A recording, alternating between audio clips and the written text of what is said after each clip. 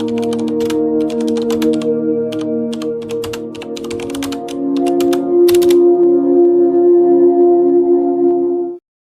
you judge someone as toxic, before you blame yourself for a relationship that suddenly turned against you, pause. Some of the most psychologically dangerous people do not look dangerous at all.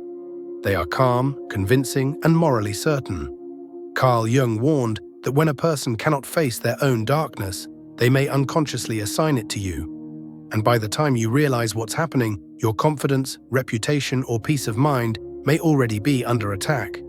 If you've ever felt deeply misunderstood or falsely accused, this may explain why. Hold off on liking this video. Not yet. I'm going to show you a dangerous psychological pattern identified by Carl Jung that appears in ordinary, charming people. Recognizing it early may be the single most important skill for your emotional safety. Jung observed that many of his most troubled clients shared one specific warning sign long before their behavior turned destructive. This isn't about overt aggression. It's a subtle, unconscious mechanism that can devastate lives while the person responsible remains utterly convinced of their own innocence. Today, you'll learn to spot it. The core mechanism is called shadow projection. It occurs when someone cannot accept a disliked part of themselves, so their unconscious mind casts that quality onto the people around them. They don't see you as you are. They see you as a screen for their own hidden darkness. But here's the critical part most miss. This isn't a simple mistake. It's a self-reinforcing psychological system that alters their very perception of reality. Jung's understanding was crystallized by a particular client. This man was intelligent, well-spoken, and appeared deeply moral. Yet Jung noticed something unsettling. Every person the client described as cruel, manipulative, or selfish possessed the exact traits Jung recognized as the client's own repressed tendencies. He wasn't just misreading people, he was systematically exporting his own shadow. Within months, this man had ruined multiple relationships and careers, all while sincerely believing he was the perpetual victim. Jung realized this was more than a personality flaw. It was a dangerous psychological engine. Why is this so damaging? Modern neuroscience offers a clue.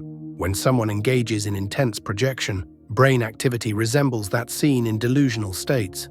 The person isn't lying. Their neural filters have been hijacked. They genuinely believe their distorted view because their brain has rewritten their reality to support it. This absolute conviction makes them terrifyingly persuasive. The most dangerous lies are those the teller believes completely. This conviction creates a reality distortion field. They don't just misperceive you, they actively recruit others to see you through their warped lens. Think of the last time someone was absolutely certain about your bad intentions, no matter what you said or did. If evidence and reason couldn't reach them, you were likely inside their projection field. Ancient wisdom hinted at this. Various traditions warn of the tendency to criticize in others what we fail to see in ourselves. But Jung mapped the precise psychological machinery. Projectors create entire alternate realities that feel completely real to them, and through social pressure become real for others. The warning sign appears as a total disconnect between their story about you and your actual inner experience. They attribute motives and emotions to you that you simply do not have. And they do it with such certainty that you might start to doubt your own mind. This is unconscious gaslighting of the most sophisticated kind. But the true danger escalates when projection becomes a social event. Jung called this collective possession. The projector, often from a place of seeming concern, begins sharing their distorted view with a family, friend group, or workplace. Under pressure to align with the group's new certainty, others start to doubt their own eyes. This is how scapegoating begins, how mobs form in offices, how reputations are destroyed by accusations that have no basis in fact. The group unconsciously bands together to attack the very qualities the projector cannot face in themselves. Jung identified 5 clear signals that you're dealing with dangerous projection, not just a disagreement. Signal 1, unshakable certainty. They don't speculate about your feelings, they declare them as absolute fact. You are jealous. You intended to hurt me, spoken as undeniable truth. Signal 2, immunity to evidence. Your explanations, clarifications, or proof to the contrary are twisted into further evidence of your guilt or deceit. Signal 3. Disproportionate emotion. Their anger, hurt, or outrage is far too intense for the situation, revealing the charge of their own projected material. Signal 4. The eternal victim. Their story is always the same. They are the blameless target of others' malice. Only the cast of persecutors changes. Signal 5. Recruitment. They subtly enlist allies, often by expressing worry about you, to validate their distorted perspective and isolate you. When these 5 signals converge, you are not in a mutual conflict. You are being targeted by an unconscious psychological process that will escalate. This escalation follows a predictable path that Jung charted. Stage 1. Seedling. Subtle, off-base comments about your character that you brush off as misunderstandings. Stage 2. Crystallization. The accusations become more frequent and stated as incontrovertible fact. Your corrections bounce off. Stage 3. Distortion. Everything you do is now filtered through their narrative. A neutral act is proof of your hidden agenda. Stage 4. Coalition building. They begin their campaign, sharing their concerns with others to build a consensus against you. Stage 5. Collective possession. The group adopts the narrative. You find yourself defending against a shared phantom. Stage 6. Eradication. The group, now unified by the projection, excludes or attacks you to purge the badness they've been convinced you embody. The time to act is at stage 2. Once social momentum builds, extraction becomes vastly harder. Shadow projection is just one dangerous pattern. Jung identified others.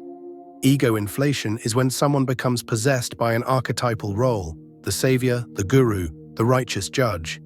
They are not just projecting shadow, they are identified with a grandiosity that transcends their ordinary self. They never doubt their own motives. Disagreement with them isn't seen as difference of opinion, but as a moral failing or evil in you.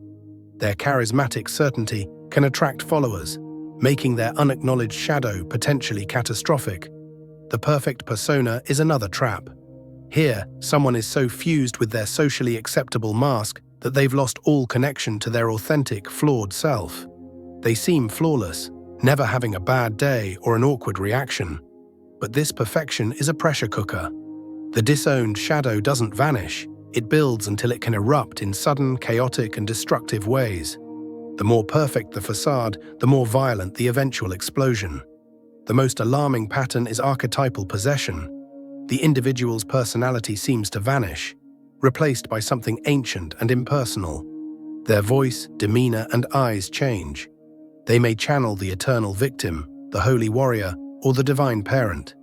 They speak with a transpersonal authority that is incredibly compelling. But archetypes contain opposites. The same energy that makes a saint can make a fanatic.